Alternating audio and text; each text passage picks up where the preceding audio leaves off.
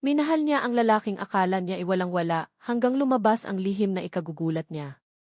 Huwag kalimutan mag-like, mag-subscribe at mag-comment sa video.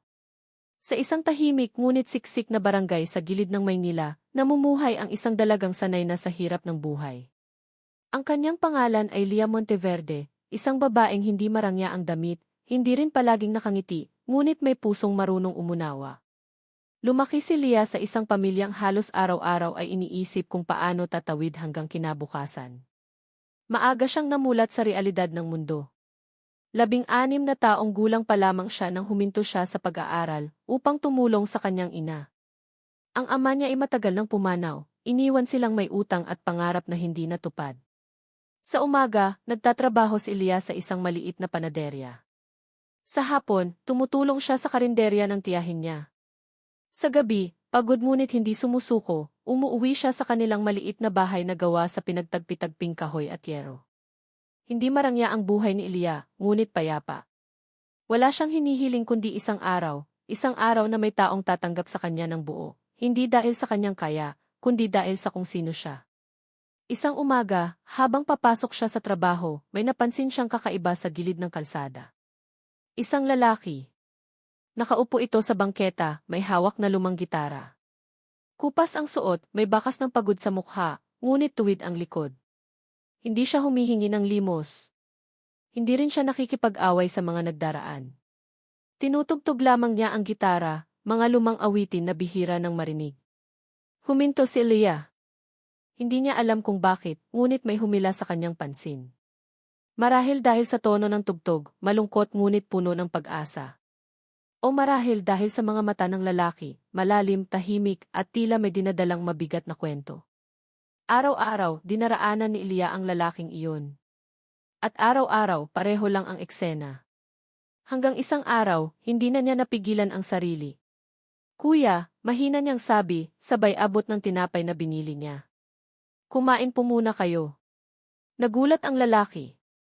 Tumingin siya kay Lia na parang hindi sanay na may nag-aalok ng walang kapalit. Salamat, sagot niya, may bahagyang ngiti. Ako nga pala si Eli. Lia, sagot niya. Maikli ang usapan. Ngunit sapat upang mag-iwan ng baka sa puso ni Lia. Mula noon, naging madalas ang kanilang pagkikita. Hindi sila palaging nag-uusap ng mahaba, ngunit sapat na ang simpleng presensya. Minsan, nakikinig lang si Lia sa tugtog ni Eli. Minsan, nagkukwento si Eli tungkol sa mga kanta, kung saan niya ito natutunan at bakit ito mahalaga sa kanya. Hindi kailanman tinanong ni Lia kung bakit naroon si Eli. Hindi niya rin tinanong kung may pamilya ba ito o kung saan siya natutulog sa gabi. Ayaw niyang sirain ang katahimikan. Sa mata ng iba, si Eli ay isang lalaking walang-wala, walang trabaho, walang pera, walang direksyon. Ngunit para kay Lia, may kakaibang dignidad ang lalaki. Hindi siya lasinggero. Hindi siya bastos. Hindi siya umaasa sa awa. Unti-unting naging mahalaga si Eli sa buhay ni Lia. Kapag pagod siya sa trabaho, doon siya umuupo sa tabi ni Eli. Kapag pakiramdam niya ay walang nakakaunawa sa kanya, sapat na ang katahimikan ng lalaking iyon. Ngunit hindi lahat ay sumasang-ayon. Lia, sabi ng isa niyang katrabaho sa panaderya. Sayang ka. Ang ganda mo, masipag ka, tapos sa pulubi ka mapupunta. Wala kang mapapala dyan, dagdag ng isa pa. Ngumiti lamang si Lia. Hindi niya kailangang ipaliwanag ang sarili niya. Hindi niya kailangang ipagtanggol ang nararamdaman niya. Isang gabi, biglang bumuhos ang malakas na ulan. Basang-basa si Eli, nanginginig sa lamig. Nang makita ito ni Lia, hindi siya nagdalawang isip. Sa amin ka muna, alok niya. Wala ka namang masisilungan. Nag-atubili si Eli. Ayokong makaabala. Hindi ka abala, mariing sagot ni Lia. Sa maliit nilang bahay, tahimik ang gabi.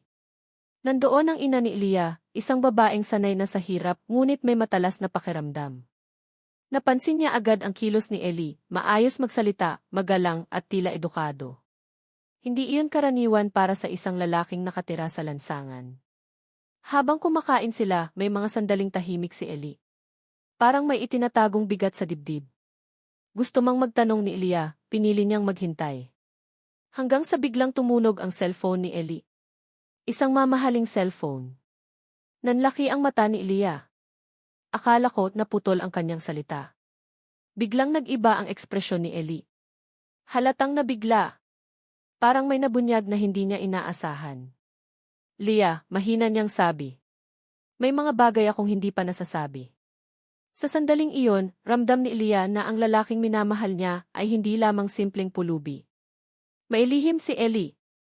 Isang lihim na unti-unti nang lumalabas at kayang baguhin ang lahat ng akala niya tungkol sa pag-ibig, tiwala at katotohanan.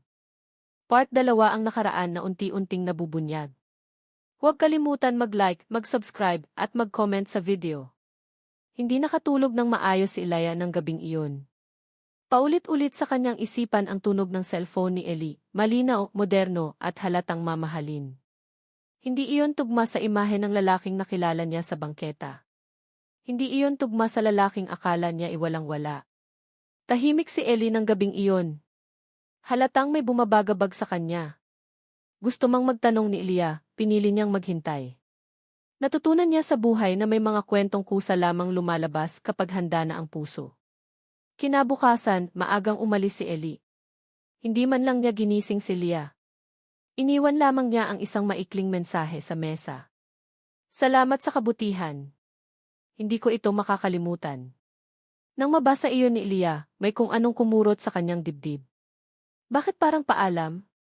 Buong araw siyang balisa sa trabaho. Hindi niya mapigilan ang sarili na lumingon sa kalsadang madalas niyang daanan, umaasang makikita si Eli sa paborito nitong pwesto. Ngunit wala ito roon. Lumipas ang isang araw. 2. 3. Wala si Eli. Nagsimulang pumasok ang takot sa puso ni Elia. May nagawa ba siyang mali? Naramdaman ba ni Eli na nabunyag ang lihim nito kaya ito umalis? Sa ika-4 na araw, habang pauwi si Elia, may isang lalaking lumapit sa kanya. Maayos ang suot, may suot na relo na halatang mamahalin. Ikaw ba si Elia Monteverde? Tanong nito. Nagulat siya. Opo, bakit po? May gustong makipagkita sa'yo. Kinabahan si Elia. Sino po? Ngumiti ang lalaki. Si Eli. Dinala siya ng lalaki sa isang lugar na hindi pa niya napupuntahan kailanman, isang tahimik ngunit eleganteng cafe sa gitna ng lungsod. Halatang hindi ito lugar para sa karaniwang tao. At doon niya nakita si Eli. Ngunit halos hindi niya ito nakilala. Maayos ang buhok. Malinis ang damit. May suot na simpleng polo ngunit halatang mamahalin. Hindi na ito ang lalaking nakaupo sa bangketa. Tumayo si Eli nang makita siya. Leah, mahinahon niyang sabi. Hindi alam ni Elia kung ano ang mararamdaman, galit, lungkot o gulat. Ano nang ibig sabihin nito, nanginginig niyang tanong. Sino ka ba talaga? Umupo si Eli at huminga ng malalim. Panahon na para malaman mo ang totoo. At doon niya ikinuwento ang nakaraan. Hindi pala pulubi si Eli. Ang tunay niyang pangalan ay Elijah Soriano, isang dating tagapagmana ng malaking kumpanya. Ngunit dahil sa intriga, pagtataksil at sariling pamilya, nawala sa kanya ang lahat. O mas tama, iniwan niya ang lahat. Pinili niyang mamuhay sa lansangan upang takasan ang mundo ng kasinungalingan at kasakiman. Pagod na akong husgahan base sa pera, sabi ni Eli. Gusto kong malaman kung may magmamahal sa akin bilang ako, hindi bilang kung sino ako. Tahimik si Leah. Ramdam niya ang bigat ng bawat salitang iyon. Ginamit mo ako, tanong niya, luha ang tumutulo. Hinding-hindi, mariing sagot ni Eli. Ang naramdaman ko sa iyo ang tanging totoong bagay sa buhay ko sa mahabang panahon. Ngunit mahirap tanggapin ang katotohanan. Para kay Leah, parang gumuho ang mundong binuo niya sa kanyang isipan. Minahal niya ang isang lalaking akala niya ikapareho niya ng antas sa buhay, isang taong walang-wala. Ngunit ngayon, nalaman niyang ang lalaking iyon ay may mundong hindi niya kayang pasukin. Hindi ko alam kung kaya ko, mahina niyang sabi. Hindi kita pipilitin, sagot ni Eli. Pero sana bigyan mo ako ng pagkakataong ipakita na ang pagmamahal ko ay totoo. Sa gitna ng kanilang pag-uusap, hindi nila alam na may mga matang nagmamasid. Mga taong ayaw bumalik si Eli sa dati niyang buhay. Mga taong handang gawin ang lahat upang sirain ang anumang bagay na mahalaga sa kanya, kahit pa ang pagmamahal ni Elia. At habang si Elia ay naguguluhan sa pagitan ng puso at isip, papalapit na ang unos. Isang unos na magbubunyag hindi lamang ng lihim ni Eli, kundi ng tunay na halaga ng pagmamahal. Part 3 ang mundo na hindi inaasahan ni Elia. Huwag kalimutan mag-like, mag-subscribe, at mag-comment sa video. Hindi agad nakauwi si Elia matapos ang pagkikita nila ni Eli sa caf. Pakiramdam niya ay mabigat ang bawat hakbang. Parang biglang nag-iba ang mundo sa loob lamang ng ilang oras. Ang lalaking minahal niya bilang isang simpleng tao, isang lalaking walang-wala, ay isa palang taong may nakaraan na masalimuot at mundong hindi niya kailanman ginustong pasukin. Buong gabi, nakatitig si Lea sa kisam. Paulit-ulit niyang tinatanong ang sarili, minahal ko ba siya dahil sa kung sino siya o dahil sa akala ko kung sino siya? Samantala, si Eli ay hindi rin mapakali. Alam niyang sa oras na bumalik siya sa dati niyang mundo, hindi lang siya ang masasaktan. Damay si Elia, isang babaeng walang kinalaman sa mga kasalanan ng kanyang nakaraan. Kinabukasan, isang itim na sasakyan ang huminto sa harap ng bahay ni Elia.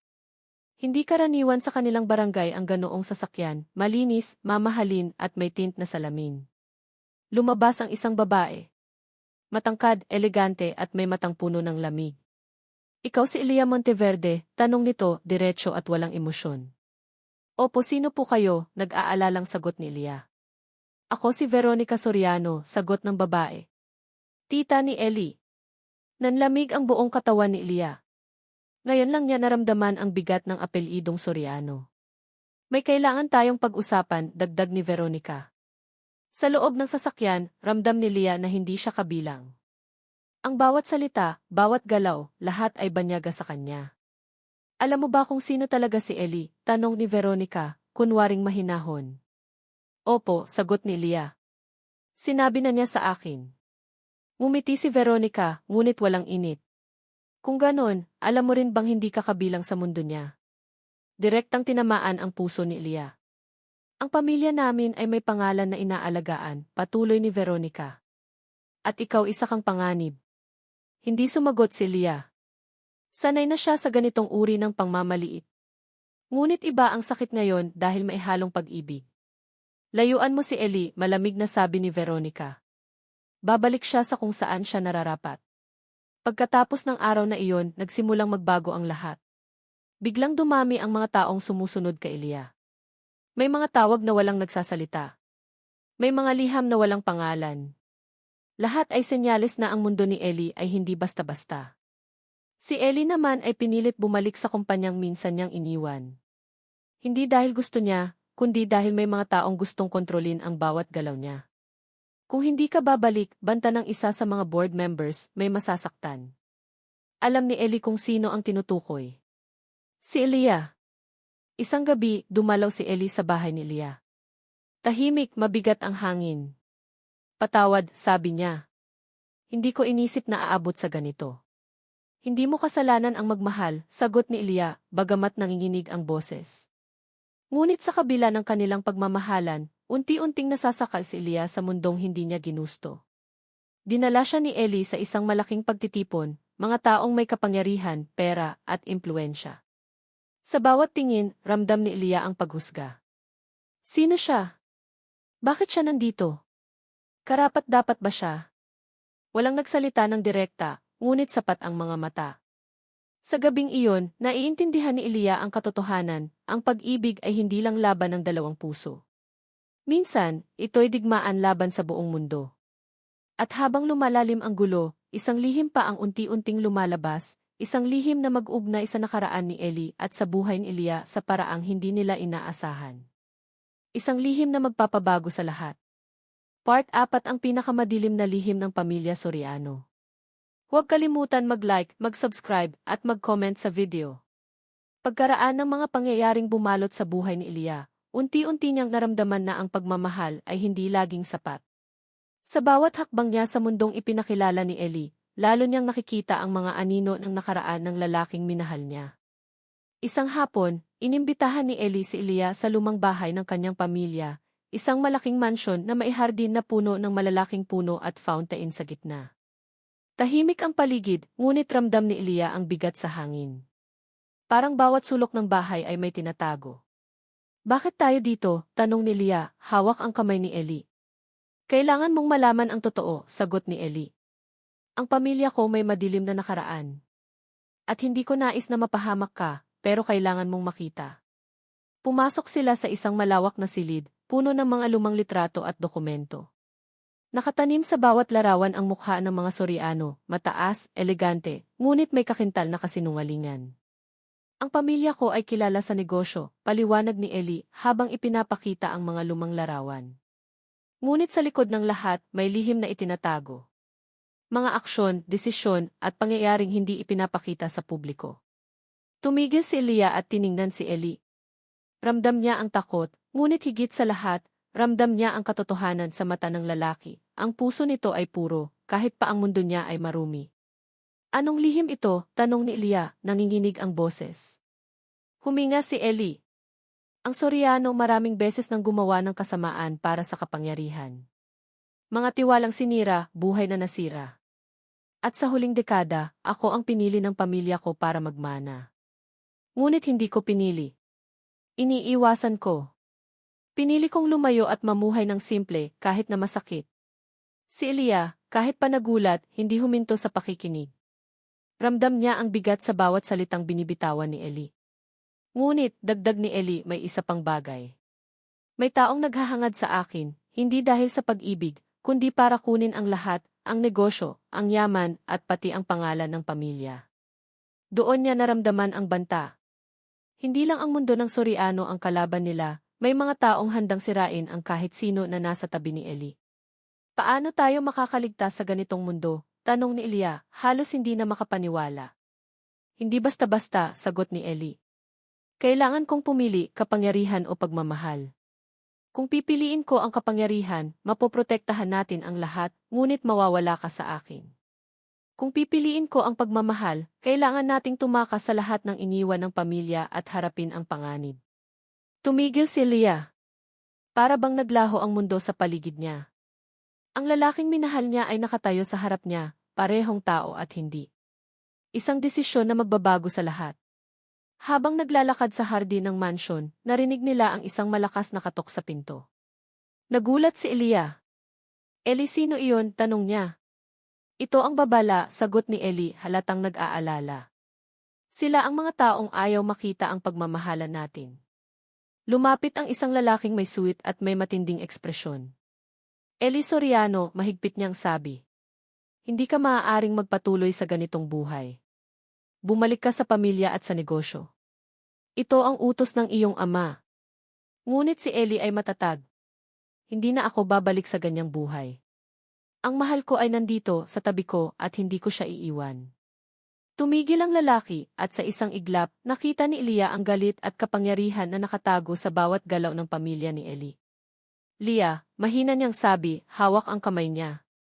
Kaya mo ba ito? Ang panganib, ang banta, ang galit ng pamilya ko.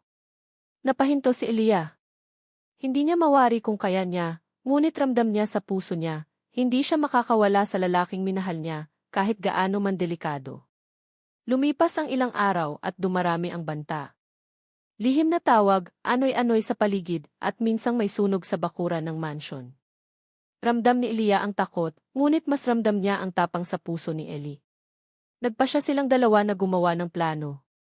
Pumunta sila sa isang maliit na bayan sa probinsya, kung saan walang kilalang tao sa pamilya Soriano. Doon, unti-unti nilang binuo ang isang bagong buhay, walang marangyang mansyon, walang mamahaling sasakyan, ngunit may katahimikan at pagmamahal. Ngunit hindi pa tapos ang laban. Isang lihim pa ang natuklasan ni Leah, isang lihim na magpapabago sa lahat ng plano nila. Habang inaayos ni Leah ang kanilang maliit na bahay, may natagpo ang dokumento na itinago sa lumang kahon ni Ellie. Ellie, ano ito? Tanong niya, hawak ang papel. Ngumiti si Ellie, ngunit mailungkot. Ito ang pinakamadilim na lihim ng pamilya ko. Kung ito ay lalabas, hindi lang ang pangalan ko ang maaapektuhan pati ang lahat ng mahal ko. Si Leah, kahit takot, alam niyang kailangang harapin ito.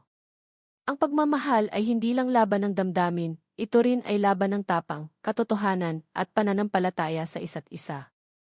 Part 5, ang lihim na ikagugulat ni Leah at ang tunay na pag-ibig. Huwag kalimutan mag-like, mag-subscribe, at mag-comment sa video. Pagkatapos ng mga araw ng takot, pangamba, at pagdududa, naramdaman ni Elia na kailangan na niyang harapin ang huling bahagi ng kwento ni Eli, ang lihim na ikagugulat niya. Eli, mahina niyang sabi habang hawak ang kamay niya, handa na akong malaman ang lahat. Handa akong makita ang totoo kahit masakit. Ngumiti si Eli, ngunit mailungkot sa mga mata. Hindi lahat ay madali, Lia. Pero kailangan mong malaman. Ito ang pinakamadilim na lihim ng pamilya ko. Dinala niya si Elia sa isang lumang silid sa mansyon ng Soriano, kung saan nakatago ang isang malaking kahon na puno ng lumang dokumento, liham, at litrato. Ang pamilya ko, simula ni Eli, ay hindi lamang kilala sa negosyo at yaman. Kilala rin ito sa pagtatago ng mga lihim, sa mga desisyon na nagdulot ng kasamaan sa iba, at sa mga kasinungalingang pinanatili para sa pangalan at kapangyarihan. Hiningi niya sa sarili ni Elia ang lakas ng loob, at unti-unti, ibinulalas ni Eli ang lahat. Ang kasaysayan ng pamilya Soriano. Lumaki si Eli sa isang pamilya na may matinding impluwensya sa politika at negosyo. Ngunit sa likod ng kayamanan, may mga intriga, pagtataksil at trahedya. Maraming kaanak ang nasira dahil sa galit at pag-aagawan sa kayamanan. Ang panganib na dulot sa kanyang buhay. Ilang beses nang pinagbantaan si Eli at pati ang mga mahal niya. May mga taong gusto siyang ibalik sa pamilya, hindi dahil sa pagmamahal kundi para kontrolin ang yaman at kapangyarihan. Kung hindi niya susundin, may panganib na darating hindi lang sa kanya, kundi pati kay Elia. Ang piling buhay ni Eli. Pinili ni Eli na lumayo at mamuhay ng simple sa lansangan, upang maramdaman ang totoong buhay at ang totoong pagmamahal, hindi ang pagmamahal sa pangalan o kayamanan. Si Elia, kahit paramdam ang takot, ay naramdaman ang tapang ni Eli. Ramdam niya na sa puso nito, siya ang pinakamahalaga, hindi ang negosyo, hindi ang yaman, kundi ang tunay na pagmamahal. Ngunit bago pa man sila makapagdesisyon, dumating ang isang grupo mula sa pamilya Soriano, mga taong hindi pumapayag sa pagmamahalan nila. May dalang mga legal na dokumento, banta, at mga taong handang sirain ang kahit ano sa paligid. Eli, mahigpit na sabi ng lider ng grupo, ibalik mo ang lahat sa pamilya o mawala ka sa mundong ito. Kasama ka pati ang babaeng ito. Tumigil si Lia at niyakap ang kamay ni Eli. Hindi kita iiwan, mahina niyang sabi, kahit ramdam niya ang pangamba. Lia, sagot ni Eli, kung pipiliin natin ang pagmamahal, haharapin natin ang panganib. Kung pipiliin natin ang seguridad, mawawala ka sa tabi ko. Hindi alam ni Elia kung ano ang pipiliin. Ang puso niya ay gusto si Eli, ngunit ang isip niya ay natatakot sa mundo ng Soriano. Sa gabing iyon, naglakad sila sa hardin, tahimik ngunit puno ng tensyon. Lia, simula ni Eli, minahal kita hindi dahil sa pangalan ko, hindi dahil sa pera, kundi dahil sa kung sino ka. Ngunit kailangan nating maging matalino. Maaari tayong mawala sa isa't isa kung hindi natin ayusin ang lahat. Tumigil si Lia. Ramdam niya ang bigat ng desisyon. Ngunit sa kanyang puso, alam niya ang sagot. Eli, pipiliin ko ang pagmamahal, sabi niya ng may tapang. Kahit gaano man kahirap o mapanganib, pipiliin kita. Sa tabi mo. Ngumiti si Eli at niyakap siya ng mahigpit. At pipiliin ko rin ang pagmamahal mo. Sa kabila ng lahat, hindi kita iiwan. Dito nagsimula ang huling labanan. Pinlano nila ni Eli ang isang paraan upang maprotektahan ang kanilang sarili at ilantad ang katiwalian ng pamilya Soriano sa mundo. Naglakit sila ng ebidensya sa mga dokumento, liham, at litrato na matagal nang tinatago. Nagplano sila ng press conference at sinigurado nilang may mga taong mapagkakatiwalaan upang mailabas ang lahat. Sa huling araw, hinarap nila ang pamilya Soriano sa isang opisyal na pulong. Ang buong katotohanan ay nailahad, mga kasinungalingan, pagtataksil at pang-aabuso sa negosyo. Lahat ay nabunyag sa publiko. Maraming nagulat. Maraming nalito. Ngunit sa huli, si Eli at Lia ay nanindigan sa pagmamahal at katotohanan. Si Eli ay hindi na biktima ng pamilya. Si Elia ay hindi na natatakot. Magkasama, nagtayo sila ng bagong buhay, isang buhay na puno ng pagmamahal, katotohanan at tapang. Sa huling eksena, nakaupo silang dalawa sa hardin ng kanilang maliit na bahay, hawak ang kamay ng isa't isa, tinitingnan ang paglubog ng araw.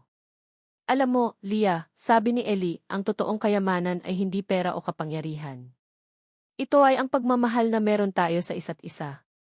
Ngumiti si Leah. At handa akong ipaglaban ito sa kabila ng lahat. Naglakad sila papasok sa bahay, magkasama, matatag, at handa sa kahit anong darating. Ang lihim na minsang nagbanta sa kanila ay naging dahilan upang mas tumibay ang kanilang pagmamahal.